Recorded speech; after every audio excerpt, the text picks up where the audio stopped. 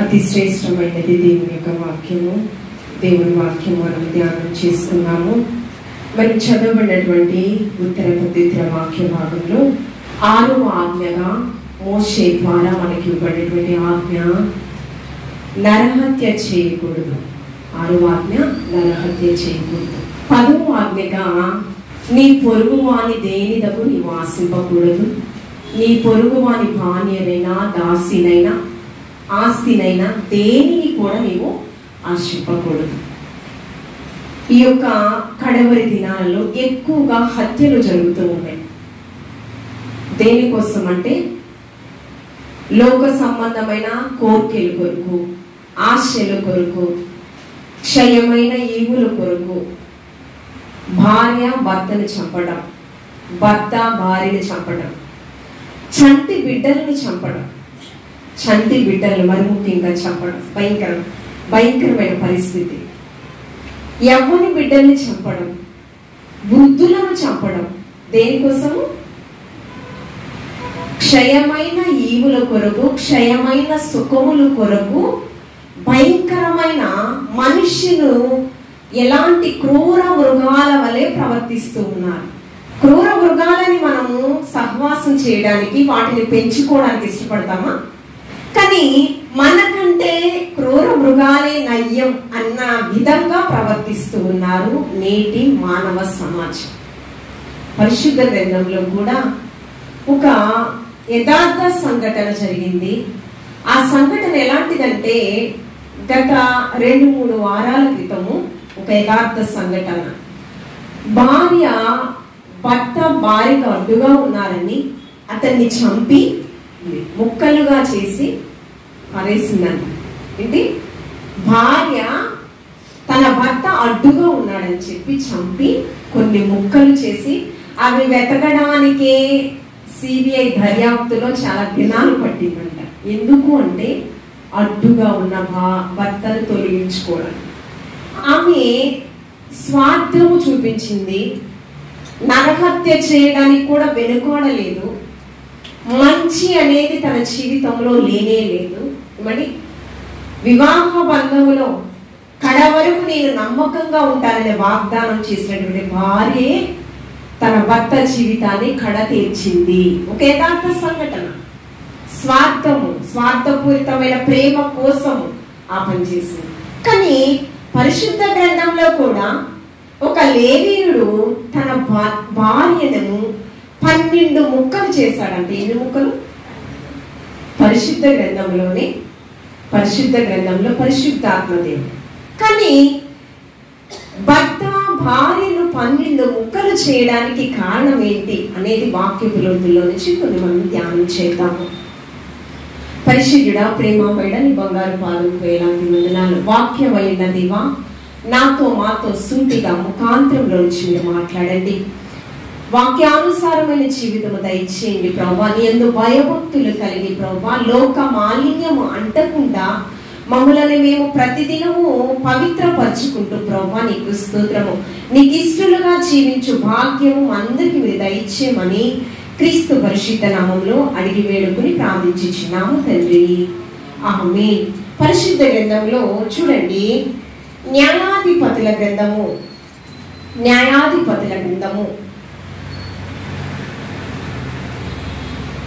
19వ అధ్యాయము 29వ వచనం చదువుకుందాం. న్యాయాధిపతుల గ్రంథము 19వ అధ్యాయం 29వ వచనం చదువుతారా? మైక్ తీసుకున్నాను. అతడు తన ఇంటికి వచ్చినప్పుడు చదువమ్మా. కత్తి పట్టుకొని తన ఉపపత్నిని తీసుకొని ఆమె కీళ్ల ప్రకారము 12 ముక్కలుగా చేసి ఇశ్రాయేలీయుల దిక్కులన్నిటికీ ఆ ముక్కలను పంపెను. కొంచెం అది సౌండ్ తగ్గించి. ఏం చేశాడంట? తన ఇంటికి వచ్చినప్పుడు కత్తి పట్టుకుని తన ఉపపత్నిని భార్యను ఏం చేశాడు? తీసుకుని 12 ముక్కలను చేసి ఇశ్రాయేలు దిక్కులన్నిటికీ కూడా ఆ ముక్కలను పంపెను. తన భార్యను. ఇక్కడ చూస్తే 12 అనే సంఖ్య చాలా ప్రాముఖ్యమైనది. 12 అనే సంఖ్య చాలా ప్రాముఖ్యం. మనకి ఆజ్ఞలు ఎన్ని ఇచ్చాడు మోషే ద్వారా? 10 ఆజ్ఞలు. కానీ యేసుక్రీస్తు ప్రభువారి ద్వారా ఎన్ని ఆజ్ఞలు ఇవ్వబడ్డాయి? 2 ఆజ్ఞలు. అంటే పాత నిబంధన క్రొత్త నిబంధనలో మనకి పాత నిబంధన అంతటి కంటే క్రొత్త నిబంధనగా మనకి 2 ఆజ్ఞలు యేసుక్రీస్తు ద్వారా. 10 ఆజ్ఞలు ప్లస్ 12, 2 ఆజ్ఞలు కలిపి. అంతేకాకుండా యాకోబు గారు మోసగాడుగా ఉన్నటువంటి తన జీవితంలో నీవు ఇశ్రాయేలుగా మార్చబడ్డాలి అని ఇశ్రాయేలు మూల పురుషుడుగా యాకోబుని దేవాది దేవుడు ఆశీర్వాద పదంలోనికి నడిపించుకున్నాడు. ఈ యొక్క యాకోబు నుంచే గోత్రకర్తలు వచ్చారు. ఇశ్రాయేలు ఎన్ని గోత్రాలు? 12 గోత్రాలు కదా. గోత్రకర్తలు కూడా నిర్మించబడ్డాడు. 12 గోత్రాలు. యేసుక్రీస్తు ప్రభువారు 3.5 సంవత్సరాలు సువార్త ప్రకటించారు. 3.5 సంవత్సరాల సువార్త పరిచర్య చేసినప్పుడు ఎంతమంది శిష్యులను ఏర్పాటు చేసుకుని ఉన్నారు?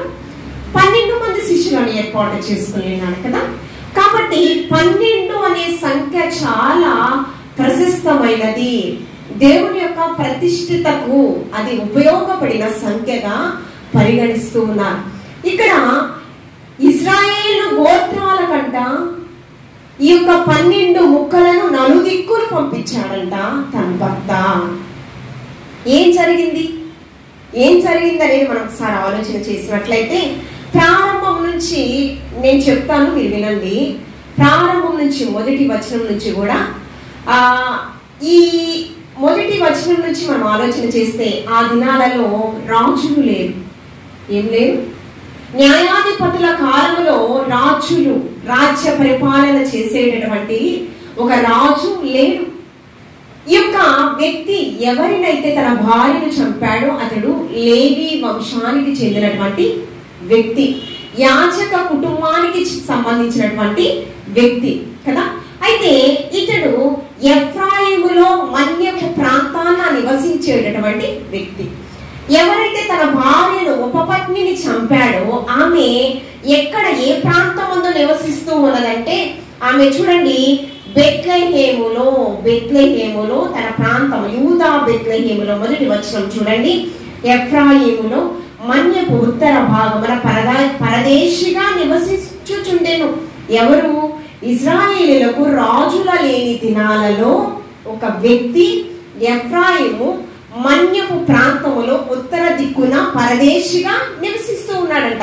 అయితే తన భార్యగా చేసుకున్నటువంటి ఆమె అతడు యూదా బెత్లెహేములో నుండి ఒక స్త్రీని తనకి ఉపపత్నిగా తెచ్చుకొనెను.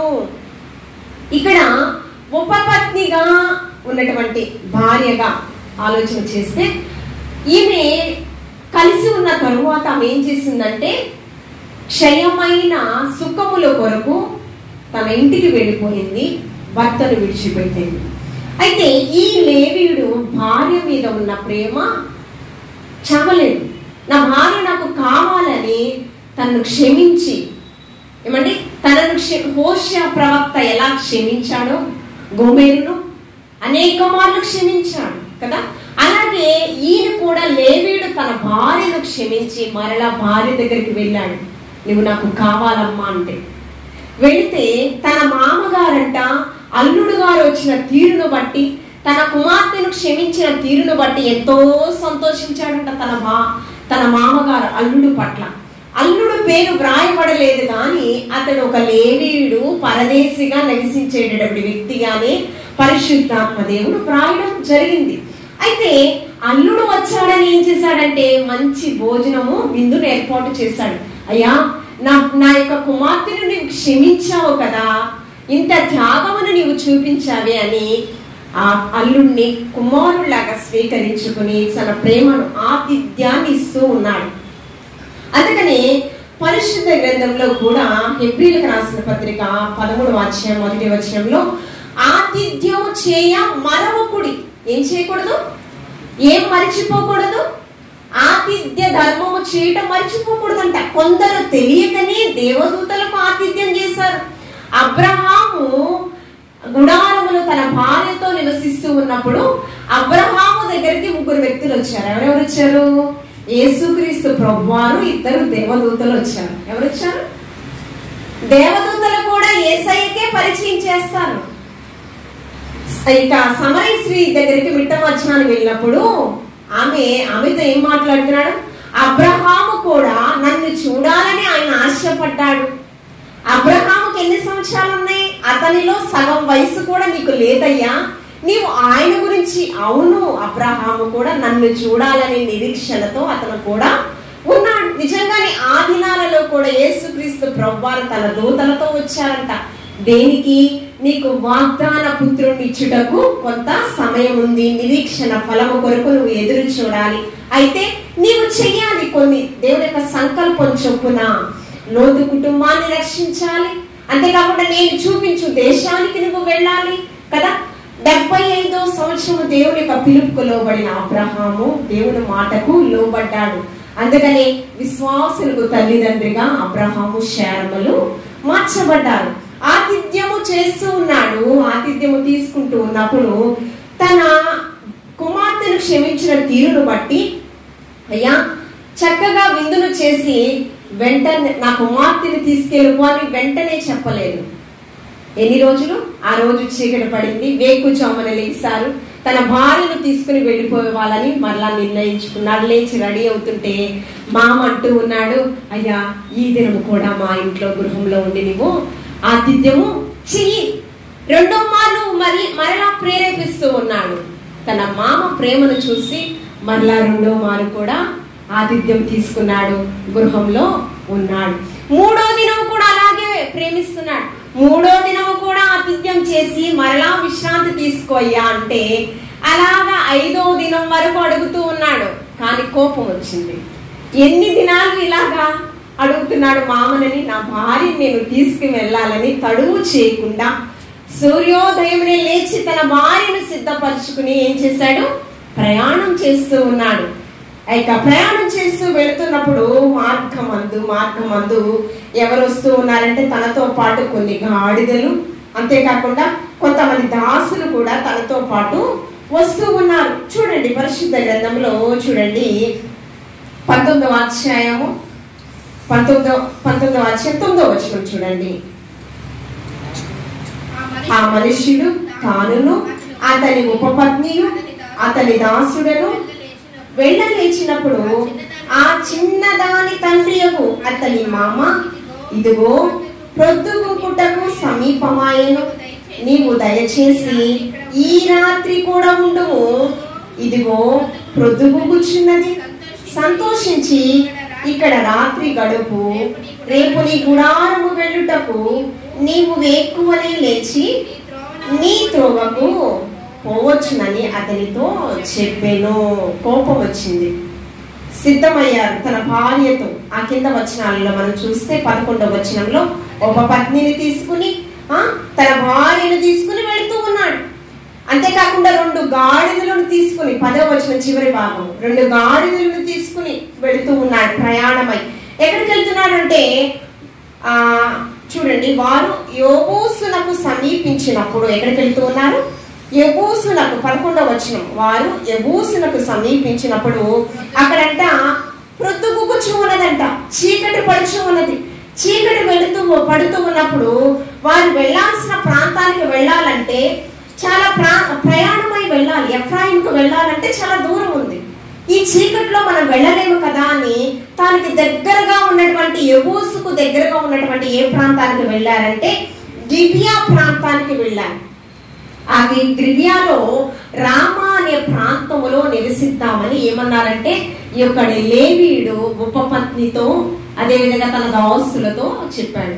దాసుడు అన్నాడు సరే అని చెప్పి తన ఉపపత్ని అయినటువంటి తన భార్య కూడా రామాలో ఉండటానికి. మరి వీరు పొరుగువారు కదా, పొరుగువారు. కానీ ఎవరు కూడా పొరుగు వారిని మరి పిలిచి మీరు ఎక్కడి నుంచి వచ్చారు అని క్షేమములు సమాచారం చదివేటటువంటి మంచి మనసు, మంచి ఆలోచన ఎవరికి లేదు. ఇప్పుడు మనకు తెలియనటువంటి వారు మనకు తారసపడి ఆ ప్రాంతంలో నివసించాలనేటటువంటి ఆలోచన కలిగి వారు కొన్ని గంటలు అక్కడే ఉన్నట్లయితే నిలబడి ఏమంటాము? నిన్నెప్పుడు మా ప్రాంతంలో చూడలేదు కదా, నువ్వెక్కడి నుంచి వచ్చావు అంటే అనుమానంతోనూ అడుగుతారు. కొంత కొంత అడగాలని మంచి మనసుతో కూడా అడుగుతాం. అలాగా ఆ ప్రాంతపు వారు రామాలో గిబియాలో రామాలో నివసించేటటువంటి వ్యక్తులు ఎవ్వరు కూడా అడగలేదు. కానీ ఒక వ్యక్తి అడిగాడండి. ఒక వ్యక్తి అడిగాడు. చూడండి 16వ వచనం చూడండి. ఆ చోటి మనుష్యులు బెన్యామీనీయులు సాయంకాలమున ఒక ముసలివాడు పొలములోని తన పని నుండి వచ్చెను. అతడు ఎఫ్రామీల మధ్య మన్య ప్రదేశము నుండి వచ్చి ఆ గిబియాలో నివసించేవాడు. అతడు కన్నులెత్తి ఊరి వైపు చూసినప్పుడు సంత వీధిలో ఎవరు కనిపిస్తూ ఉన్నారంట? లేవీయుడు, ఉపపత్ని, దాసుడు, గాడిదలు కనిపిస్తూ ఉన్నాయా? అడుగుతున్నాడంట. ఆ ముసలి వ్యక్తి ఎక్కడి నుంచి వచ్చారు, క్షేమ సమాచారం అడుగుతున్నాడు. ఏంటి ఇక్కడ ఎందుకు ఉన్నారని అడుగుతున్నప్పుడు, మేము ఎఫ్రాయిము ప్రాంతానికి వెళుతున్నాము, చీకటి పడుతుందని వెళ్ళలేని పరిస్థితులలో మేము ఇక్కడ ఉండడానికి ఎవరు కూడా మమ్మల్ని ఆహ్వానించలేదు అని చెప్పి పరిస్థితి చెప్పినప్పుడు వారినంట బలవంతం చేశాడంట. దేని కొరకు బలవంతం చేశాడంటే, మా దగ్గర మీరు ఉండండి, విశ్రాంతి తీసుకోండి అని, మేము మీ ఇచ్చినటువంటి ఆతిథ్యము మీరు స్వీకరించండి అని బలవంతం చేశాడంట ఆ వృద్ధాప్యంలో ఉన్నటువంటి వ్యక్తి. చూడండి 19వ వచనం చూడండి. మా గాడిదలకు గడ్డి మొదలైన మేతయు నాకును నా పని కత్తెకును నీ దాసులతో కూడున్న నా నౌకరులకును ఆహారమును దాక్షారసమును ఉన్నవి, ఏదియూ తక్కువ లేదని అతనితో చెప్పగా ఏమంటూ ఉన్నాడు? నీకు తక్కువ లేకుండా మంచి ఆతిథ్యం మేము ఇస్తాం. నీకే కాదు, నీ భార్యకే కాదు, నీ దాసులకే కాదు, నీవు తీసుకొచ్చినటువంటి గాడిదలతో సహా తక్కువ చేయకుండా మేము ఆహారం సిద్ధపరుస్తాం. అంత సమృద్ధి మాకు, ఎంత మంచి ప్రేమను వ్యక్తపరుస్తూ ఉన్నాడు కదా. తర్వాత చూడండి ఆ ముసలివాడు 20వ వచనం, నీకు క్షేమమగును గాక, నీకేమైనా తక్కువైన ఎడల వాటి భారము నా మీద. అసలు ఎంత ప్రేమ చూపించాడండి, ఏమండి? ఆకర్షించుకున్నాడు తన వైపు. ఎంత ప్రేమ చూపించాలో. అందుకని వాక్యం ఏమంటుంది? ఆతిథ్య ధర్మము మరవకుడి. అది ధర్మముగా మనకు ఒక ఆజ్ఞగా ఇచ్చాడు దేవాతి దేవుడు. చూడండి ఆ మాట చెప్పినప్పుడు తన ప్రేమకు ఆకర్షితులైన వారు ఆ గృహంలోనే విందులు చేశారు. విశ్రాంతి తీసుకోవడనే సమయంలో కొంతమంది ఆ యొక్క ప్రాంతపు వాస్తవ్యులు బెన్యామీను అల్లరి మోక ఏం చేశారంటే, ఈ ముసలి వ్యక్తి దగ్గరికి ఎవరైతే ఆతిథ్యం ఇచ్చారో తాతగారు వారి గృహమును అందరూ కూడా కొంతమంది అల్లరి మూక తాగు గ్రోతు జనాంగము వారి గృహం దగ్గరికి వచ్చారంట. వచ్చి ఏమని మాట్లాడుతూ ఉన్నారంటే, మీ దగ్గరకు వచ్చినటువంటి ఆ పొరుగు వారిని మాకివ్వండి. ఏమంటూ ఉన్నారు? నువ్వు ఆతిథ్యం ఇస్తూ ఉన్నావు కదా, పొరుగు వారు ఉన్నారు కదా, ఏమండి ఆ పరదేశులు ఉన్నారు కదా, వారిని మా దగ్గరికి పంపించండి అంటే ఆ వ్యక్తి ఆతిథ్యం ఇచ్చేటటువంటి మంచి మనస్సు కలిగినటువంటి వ్యక్తి. వృద్ధాప్యంలో ఉన్నటువంటి వారికంట ఒక వాక్యం ఉంది, నెరసిన వెంట్రుకలనంట వృద్ధులకు సొగసైన కిరీటంగా ఇచ్చాడంట. చాలా మంది వెంట్రుకలు తెల్లబడితే ఇష్టపడతారా? కానీ వాటిని కిరీటముగా దేవాది దేవుడు ఇస్తూ ఉన్నాడంట. అంటే అంత మంచి క్వాలిటీస్ ను ధరించుకుని ఉన్నాడు. బాహ్య సౌందర్యం కాదు, ఆత్మీయ సౌందర్యం అంత మంచిది. అంత ప్రేమ, మంచి లక్షణాలు కలిగినటువంటి మంచి సమయుడిగా యేసుక్రీస్తు ప్రభువారు కూడా ఏం చేశాడు? గాయాలను కట్టాడు. ఏమండి అతనికి కావలసినంత సపర్య చేశాడు. ఏమంటే పూట కూలి వానికి ఇచ్చాడు. ఆ పూట కూలి వాణి ఏం చేశాడో దానికి రుణమంతా యేసుక్రీస్తు ప్రభువారే మంచి సమరయుడిగా. ఇక్కడ కూడా ఈ వ్యక్తి ఎలా కనిపిస్తున్నాడంట? నీ పొరుగు వానికి, వస్త్రం లేని వానికి వస్త్రం ఇచ్చినప్పుడు, ఆహారం లేని వానికి ఆహారం ఇచ్చినటువంటి వారిదే పరలోక రాజ్యానికి యోగ్యులు అని యేసుక్రీస్తు ప్రభువారు మత్తయి సువార్తలో పరలోక రాజ్యాన్ని ఎవరు స్వతంత్రించుకుంటారంట? నీ పొరుగు వానికి, వస్త్రములు లేని వానికి వస్త్రం ఇచ్చినటువంటి వారే పరలోక రాజ్యాన్ని స్వతంత్రించుకుంటారంట. ఆ 22వ వచనం చూడండి. అల్లరి మూక వారి మీదకి, వారి గృహం మీదకి వచ్చి ఉన్నారు. చూడండి 22వ వచనము, వారు సంతోషించుచుండగా ఆ ఊరి వారిలో కొందరు పోకిరీలు ఆ ఇల్లు చుట్టుకొని తలుపు కొట్టి నీ ఇంటికి వచ్చిన మనుష్యుని మేము ఎరుగునట్లు అతనిని బయటికి తెమ్మని ఇంటి యజమానుడైన ఆ ముసలి వారితో అనగా. చాలండి. ఆ మాట చెప్తూ ఉన్నప్పుడు మామూలుగా మనమైతే ఏం చేస్తాము? అల్లరి మోకే వచ్చేసింది. మన గృహములో అప్పటికే కొంతమంది ఆడబిడ్డలు ఉన్నారు. మన బిడ్డలు, మన కడుపును పుట్టిన బిడ్డలు ఏమంటే మన వారు ఉన్నారు. ఏమంటే సెక్యూరిటీ కావాలి కదా. అల్లరి మోక వారు ఏం చేస్తారు? వారికి తెలియదు. విచక్షణ జ్ఞానాన్ని మర్చిపోతారు. వారికే క్రూర మృగాల కంటే నీచంగా ప్రవర్తిస్తున్నారని కదా.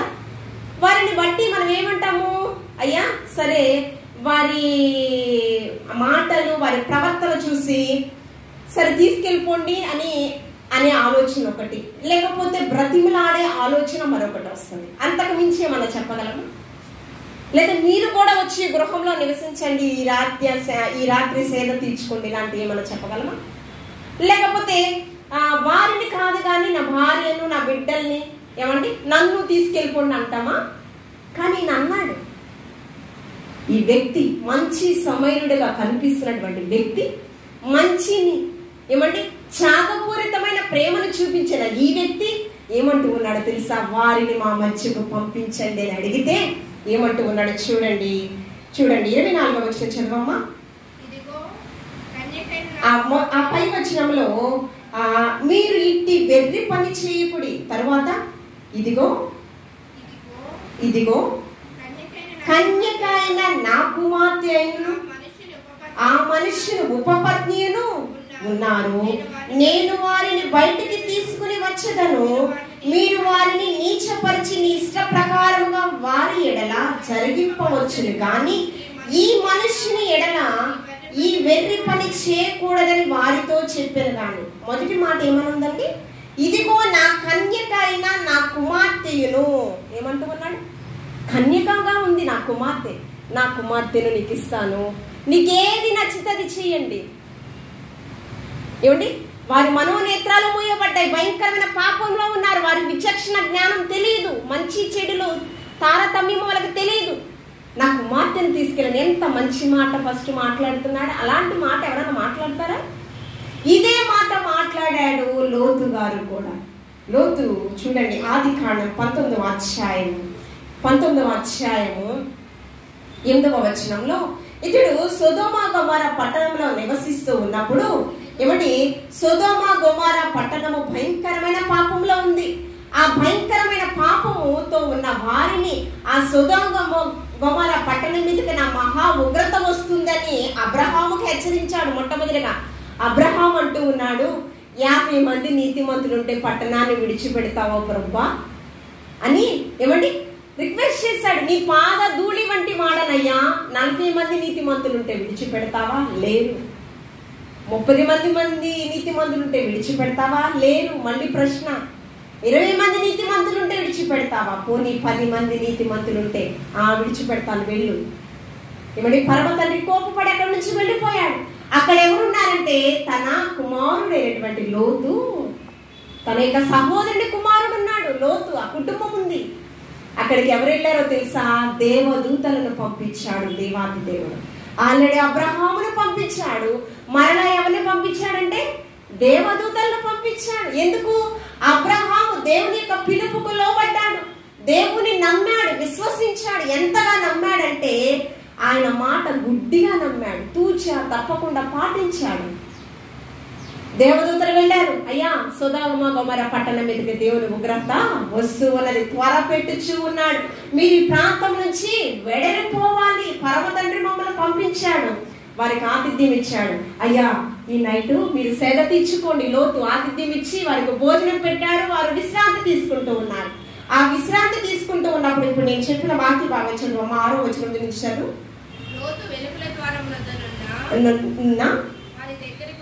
వారి దగ్గరికి వెళ్ళి తన వెనుక తలుపు వేసి, అన్నలారా అమ్మ ఆ కింద వచనాలు ఇటువైపు ఉన్న వచనాలు చదువు. ఇప్పుడు ఎన్నో వచనం చదివావు? 6. 4వ వచనం నుంచి చదువు. పండు కొనక ముందు ఆ పట్టణస్థులు సొదొమ మనుషులు బాలురును వృద్ధులను ప్రజలందరూ నలుదిక్కుల నుండి వచ్చి ఆ ఇల్లు చుట్టుకుని లోతును పిలిచి, ఈ రాత్రి నీ యొద్దకు వచ్చిన మనుషులు ఇక్కడ మేము వారిని కూడినట్లు వెలుపలకి తీసుకురండి. ఎవరంట? బాలురు వచ్చారంట, వృద్ధులు వచ్చారంట, ఎవరు వచ్చారంట? ఎవరెవరు వచ్చారు? బాలురులో కూడా పాపబీజం ఉంది. నోవాహు కాలంలో భూమి బలాత్కారంతో ఉందంట. ఈ ప్రజలు క్షమాపణ లేనిటువంటి పాపాలు వారు చేస్తూ ఉన్నారు. ఏమండి, ఆ వారు ఏమని అడుగుతున్నారంటే, మీ దగ్గరికి వచ్చినటువంటి వ్యక్తులను మా దగ్గరికి పంపించండి. తర్వాత వచ్చిన చదువు, లోతు వెలుపల ద్వారం వద్దనున్న వారి దగ్గరికి వెళ్ళి దాని వెనుక తలుపు వేసి, అనలారా ఇంత పాతకము పట్టుకొనుకుడి, ఇదిగో పురుషుని కూడని. ఎవరున్నారేమో? ఎవరికున్నారు? దేవదూతలతో వచ్చిన వాళ్ళకి ఉన్నారా? ఎవరితో? పురుషుని కూడని కన్యకులు ఇద్దరు కుమార్తెలు నాకున్నారు. తర్వాత చదువమ్మా. అమ్మా, సెలవైతే వారిని మీ యొద్దకు వెలుపులకు తీసుకుని వచ్చేదను, వారిని మీ మనస్సునకు వచ్చినది చేయుడు. ఇదే మాట కదా ఆతిథ్యం ఇచ్చినటువంటి ఆ వ్యక్తి కూడా మాట్లాడాడు. అంటే నేను ఇచ్చేటటువంటి ఆతిథ్యములో స్వార్థం ఉండకూడదు. నా ప్రాణం పోయినా కూడా నేను ఇచ్చే ఆతిథ్యంలో కలుషితం అవడానికి వీలు లేదు. ఏమంటూ ఉన్నాడు? నా కుమార్తె కన్నికగా ఉంది, మీకేది నచ్చితే ఆమెను అలా చెయ్యండి. పాపంలో బ్రతుకుతున్నారు కదా. ఇక్కడ కూడా లోతు అంటున్నాడు, నాకు ఇద్దరు కుమార్తెలు కన్యకులు ఉన్నారయ్యా, వారిని పంపిస్తాను, మీకు ఏది చేయాలంటే అది చెయ్యండి. అలాంటి ప్రేమ ఆతిథ్యం ఇచ్చిన వారి పట్ల మనము కూడా చూపించాలి. మన ప్రేమలో స్వార్థం ఉండకూడదు. స్వార్థపూరితమైన ఆతిథ్యాలు ఇచ్చేటటువంటి వ్యక్తులు ఎక్కువైపోయారు. ఏమంటే డబ్బుతో మనుషులు కొనుక్కునేటటువంటి వ్యక్తులు ఎక్కువైపోయారు. ఆహారముతో, ఆతిథ్యముతో, వస్త్రములు ఇచ్చి మనుషులను కొనుక్కునే వ్యక్తులను ఎక్కువైపోయారు. ఏమండి, ఈ లోకంలో ఎన్ని దాహాలు ఉన్నాయంటే ధనదాహము, అధికార దాహము. ఈ దాహాల కోసం ఈ స్వప్రయోజనకరంగా ఏమి చేయడానికి కూడా, ఎంత పాతకానికి ఒడికట్టడానికి కూడా వెనుకాడడం లేదు కదండి. ఇలాంటి ఆతిథ్య ధరం ఇచ్చినటువంటి లోతు కూడా మనకి కనిపిస్తూ ఉన్నాడు. చూడండి, మరలా వచ్చేయండి. న్యాయాధిపతుల గ్రంథము 19వ అధ్యాయము. తన కుమార్తెను పంపించాడు. ఆ వృద్ధాప్యంలో ఉన్నటువంటి వ్యక్తి, ఆతిథ్యం ఇచ్చినటువంటి వ్యక్తి తన కుమార్తెను, ఉపపత్నిని తీసుకుని వచ్చినప్పుడు, కుమార్తెను తీసుకెళ్ళినట్టు అక్కడ లేదు కానీ ఎవరిని తీసుకుని వెళ్ళిపోయాడంట? ఆ అల్లరి మూక జనాంగం ఎవరు తీసుకెళ్ళిపోయారు? తన భార్యను, లేవీయుడైనటువంటి తన భార్యను తీసుకెళ్ళిపోయారంట. భయంకరమైన పాపంలో వారు బ్రతుకుతూ ఉన్నారు. ఆ వ్యక్తిని చంపడానికి కూడా, క్షయమైన ఆనందం కోసం, సుఖముల కోసం తనని చంపడానికి కూడా ఏమాత్రము వెనుకాడలేదు. ఇది జరిగిన సంఘటన లేవీయుడికి, తన భర్తకు తెలియదు. తన భర్తకు తెలియకుండానే ఈ పని జరిగింది. ఉదయకాల సమయంలో లేవీయుడు ప్రయాణం అవుతూ ఉన్నాడు. ఎఫ్రాయిం ప్రాంతానికి, మన పట్టణానికి వెళ్ళిపోవాలి, ఏది నా భార్య అని ద్వారం తీస్తూ వెతుకుతూ ఉన్నప్పుడు ఎవరు వచ్చి ఉన్నారంటే, ఆ ద్వారం ఎదురు చనిపోయిన శవమై ఎవరు కనిపిస్తూ ఉన్నారంటే తన ఉపపత్ని, తన భార్య కనిపిస్తూ ఉంది. చూడమ్మా, చదువు 27వ వచనము. ఉదయమున ఆమె యజమానుడు లేచి ఇంటి తలుపులను తీసి తన త్రోవను వెళ్ళుటకు బయలుదేరగా, అతని ఉపపత్ని అయిన ఆ స్త్రీ ఇంటి ద్వారమునొద్ద పడి చేతులు గడప మీద చాపి ఉండెను. అతడు లెమ్ము వెళ్ళుదు అనగా ఆమెకు ప్రత్యుత్తరం ఇయ్యకుండెను కనుక అతడు గాడిద మీద ఆమె ఉంచి లేచి తన చోటికి ప్రయాణం చేయసాగెను. తన ఇంటికి వచ్చినప్పుడు కత్తి పట్టుకుని తన ఉపపత్నిని తీసుకుని ఆమె కీళ్ల ప్రకారము 12 ముక్కలుగా కోసి ఇజ్రాయేలు దిక్కులన్నిటికీ ఆ ముక్కలను పంపెను. ఎందుకు పంపించాడు? యుద్ధము చేయవాడు నాకు కూడా ఉన్నాడు. ఎవరు? పరమ తండ్రి. నా మీద ఇంత భయంకరమైన, నా భార్య మీద ఇంత పాపానికి ఒడిగట్టిన ఈ యొక్క బెన్యామీలను సర్వనాశనము చేయాల్సిందే. ఒక స్త్రీ పట్ల ఇంత అఘాతకంగా వీళ్ళు ప్రవర్తించిన తీరును బట్టి ఎవరంట? సొదొమ గొమొర్రా పట్టణంలో ఎవరు భయంకరమైన పాపంలో ఉన్నట? బాలురు, చిన్న బాలురంట. అందుకనే సొదొమ గొమొర్రా పట్టణాన్ని అగ్ని గంధకాలతో దేవాది దేవుడు దహించి వేశాడు. ఇక్కడ కూడా నాకు జరిగిన అన్యాయము మరి ఏ స్త్రీకి జరగడానికి వీలు లేదు, ఏ ఆడబిడ్డకి జరగడానికి వీలు లేదు. అందుకని ఏం చేశాడో తెలుసా? వాళ్ళని మాటతో అవమానపరచలా, దూషించలా. అయ్యా నువ్వు నాకు ఆతిథ్యం ఇచ్చావు, నా భార్యని ఇలా చేసావని అడగలా. ఏం చేశాడో తెలుసా? తెలివైన, వివేచన, జ్ఞానము కలిగినటువంటి వ్యక్తి ఏం చేశాడో తెలుసా? దేవుని మీద తన ఉన్నటువంటి భారాన్ని మోపాడు. యుద్ధము యెహోవాదే, తన చేతికి ఇచ్చేశాడు. బెన్యామీలందరినీ, పాపం చేసిన ప్రతి ఒక్కరిని యెహోవా చేతికి ఇచ్చాడు. ఏం చేశాడో తెలుసా? తెలివిగా గోత్రకర్తలు, ఆ ఇజ్రాయేలు గోత్రకర్తలకు 12 ముక్కలు 12 దిక్కులకి పంపించేశాడు.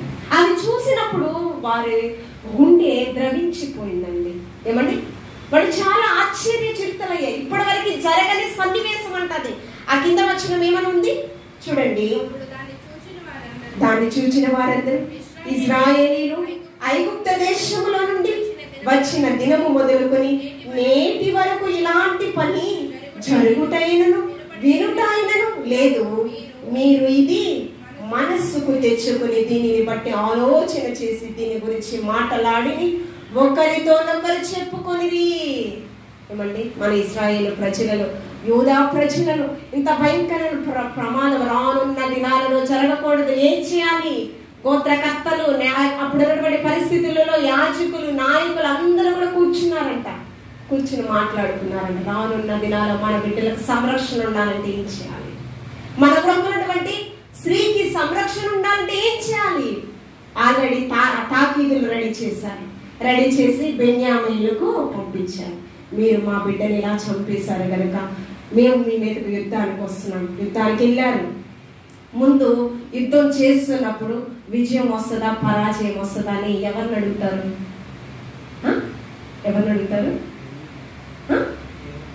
దేవుని కంటే ముందుగా ప్రవక్తలు ఉన్నారు. మధ్యవర్తిగా ప్రవక్తలు అడుగుతారు. ప్రవక్తలు ఎవరిని అడుగుతారంటే పరమ తండ్రిని అడుగుతాడు.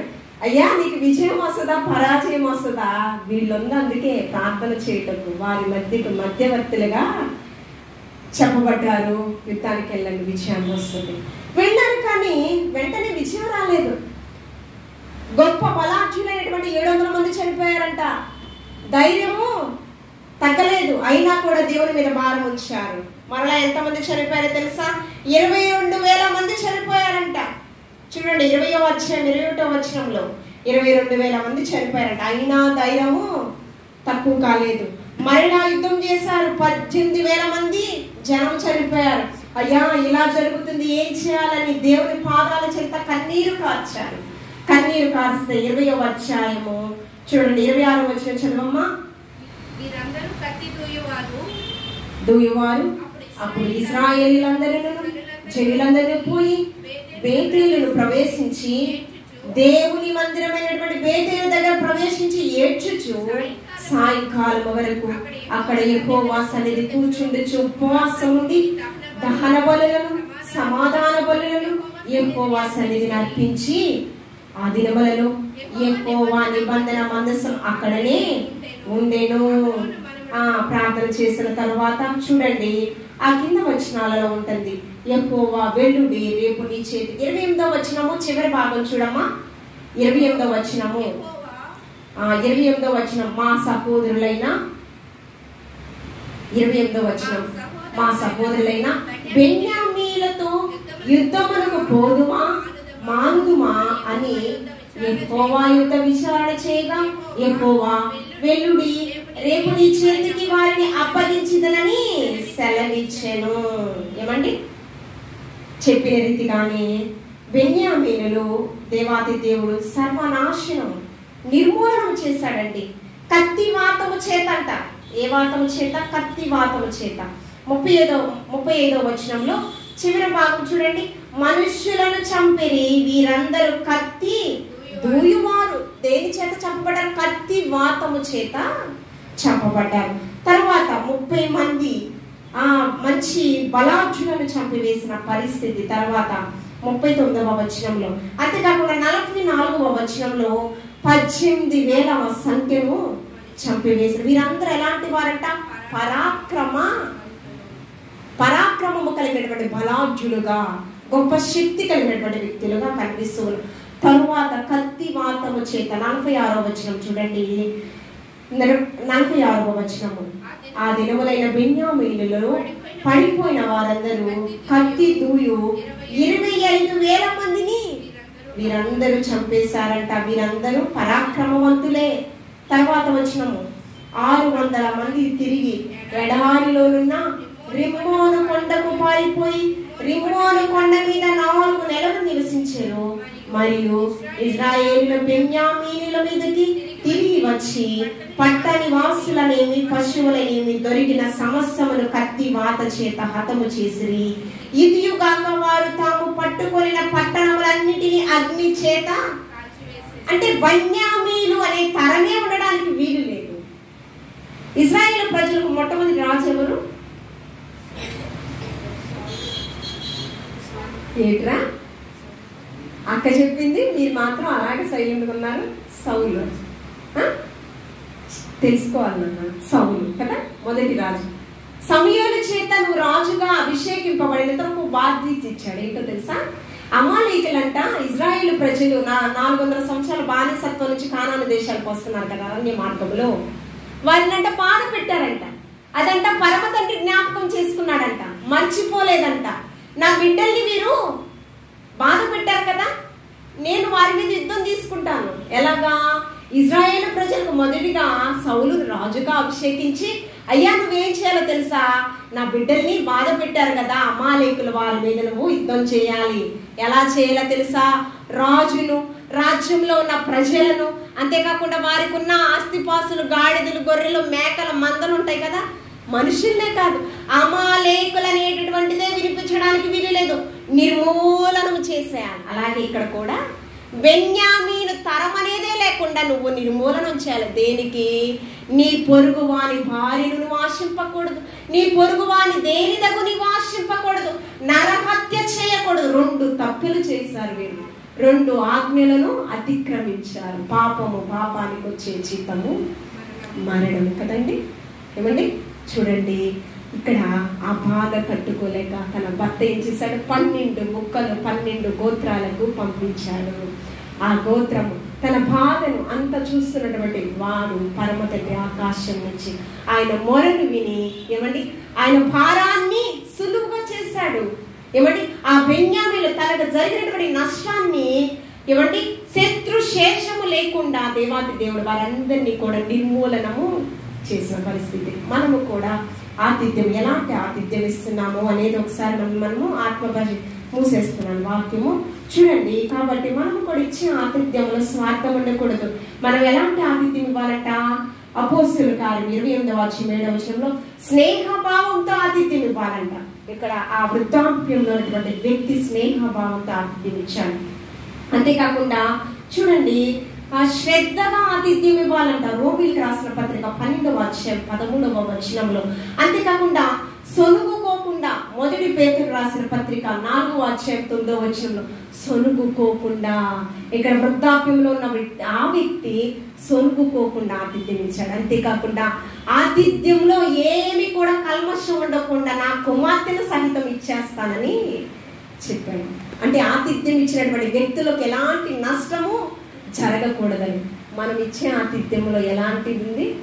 స్వార్థం కనిపిస్తుందా, ఎలాంటిది కనిపిస్తుంది అనేది మనం ఆత్మ పరిశీలన చేసుకోవాలి. అలాంటి ఆతిథ్యము ఏమండి మనుషులు మనం ఏం చేయాలంట? మనుషులు మన సక్రియలను చూసి పరలోక తండ్రి మహిమ పరచబడాలి అంట. ఏమండి కాబట్టి మనం అలాంటి ఆతిథ్యం ఇద్దాము. కాబట్టి అలాంటి ఆతిథ్యం ఇచ్చినప్పుడు ఖచ్చితంగా దేవాతి దేవుడు మన సత్క్రియను చూసి ఖచ్చితంగా మనకి సకల ఆశీర్వాదాలు దేవాతి దేవుడు అనుగ్రహింపచేసి మన బాధను వేదన మనకన్నిటినంతటిని తీసివేసి మనకి సంతోషాన్ని, శాశ్వతమైన ఆనందాన్ని, సమాధానాన్ని దేవాతి దేవుడు మనకి అనుగ్రహింపచే అటువంటి త్యాగపూరితమైన ప్రేమను మనమందరం కూడా కలిగి లోకంలో జీవితాం. పరిశుద్ధుడా నీకు వందనాలు. పరిశుద్ధుడా, మా మధ్య అనేక మంది కూడా విష బీజాన్ని నాటుతూ ఉంటారు ప్రభువా. అనేక మంది ప్రభువా దురాత్మ ప్రేరణ కలిగి ప్రభువా మమ్మలను నీ సన్నిధి నుంచి దూరపరచడానికి ప్రభువా శత విధాలు ప్రయత్నిస్తూ ఉంటారు. కానీ మా భారం అంతా మోయిచున్న దేవానికి వందనాలు. శత్రువులను మా పాదాల కింద అణగద్రొక్కి మాకు విజయాన్ని ఇచ్చేవాడిని నీకు ప్రభువా నీకు స్తుతులు. ఎవరైతే మా పట్ల ప్రభువా కుటుంబాలను నేమి ప్రభువా ఎక్కడైతే స్వార్థపూరితమైన ఆలోచనలు కలిగి ఉన్నారు, దురాలోచన కలిగి ఉన్నారు, విషపు ఆలోచన కలిగి ఉన్నారు, వారిని ప్రభువా నీ పాదాల చెంత త్రొక్కివేయమని ప్రభువా నీకు స్తోత్రం. వారి మీద ఘన విజయాన్ని మాకు దయచేయమని అడుగుచు ఉన్నాం ప్రభువా నీకు స్తోత్రం. నీకు ఇష్టలుగా జీవిస్తూ నీ రాజ్య స్థాపన కొరకు ప్రయాసపడుతూ అనేకులు నీ వైపు ప్రభావితం చేసే వారిని మమ్మల్ని పురుకొల్పమని క్రీస్తు పరిశుద్ధ నామములో అడిగి వేడుకొని ప్రార్థించుచున్నాము తండ్రి. ఆమేన్.